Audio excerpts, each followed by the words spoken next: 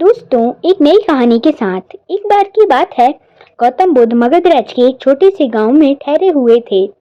गांव से थोड़े दूर एक मोची अपने परिवार के साथ रहता था। उस मोची के घर के पास एक तालाब था। एक दिन रोज की तरह मोची उस तालाब में से पानी लेने गया था। उस तालाब में उस मोची को एक सुंदर पुष्प देखने को मिला। वह पुष्प बहुत ही सुंदर और चमत्कारी भी प्रतीत हो रहा था। उस मोची ने अपनी पत्नी को बताया और वह पुष्प उसे दिखाया। मोची की पत्नी बहुत ही आध्यात्मिक और धर्म में आस्था रखने वाली थी। वह पुष्प को देखते ही समझ गई थी, जरूर यहाँ से महान महात्मा गौतम बुद्ध निकले होंगे। उनके ही प्रताप से यह पुष्प खिल गया। पुष्प को चमत्कारी मानकर मोची ने योजना बनाई।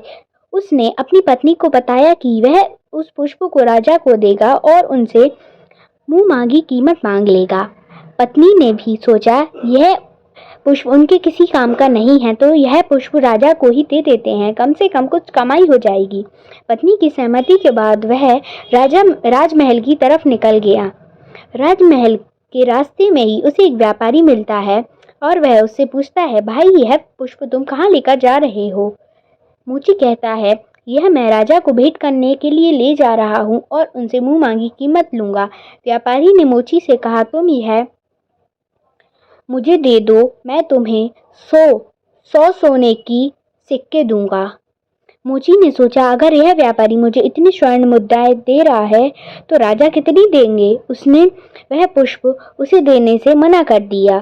थोड़ी दूर चलते ही उसे राजा दिखाई दिए जो कि गौतम बुद्ध के दर्शन के लिए जा रहे थे। राजा भी उस पुष्प को देखकर अचंभित हो गए और मोची से पूछा, तुम मुझे यह फूल दे दो, मैं तुम्हें 1000 सोने के सिक्के देता हूँ। मोची के दिमाग में अजीब सी चेतना आई और वह उस पुष्प को लेकर गौतम बुद्ध के पास दौड़ता हुआ गया। महात्मा बुद्ध मोची को देखकर हैरान में पड़ गए। उन्होंने मोची से पूछा, तुम यहाँ क्या कर रहे हो? मोची ने उन्हें सारी बात बताई। उसके बाद मोची ने वह पुष्प महात्मा बुद्ध के चरणों में समर्पित किया और उनसे कहा कि पहले मुझे वह पुष्प देखकर लालच आया, लेकिन अब मैं समझ गया हूँ कि जिसकी छाया पड़ने से ही पुष्प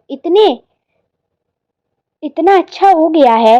अगर मैं उनकी शरण में चला जाऊं तो मेरा जीवन तो धन्य हो जाएगा।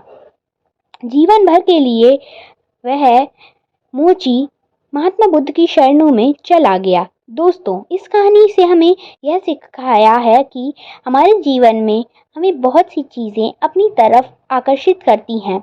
हमें उन चीज़ों के लालच में ना पड़कर अपनी बुद्धि का इस्तेमाल कर जीवन में सही राहों पर जाना चाहिए और सही राहों का चुनना चाहिए। अगर आपको हमारी वीडियो अच्छी लगे तो इसे लाइक करें, शेयर करें, सब्सक्राइब करें हमारे चैनल को। मिलते हैं आपसे किसी नेक्स्ट वीडियो में। Thanks for watching.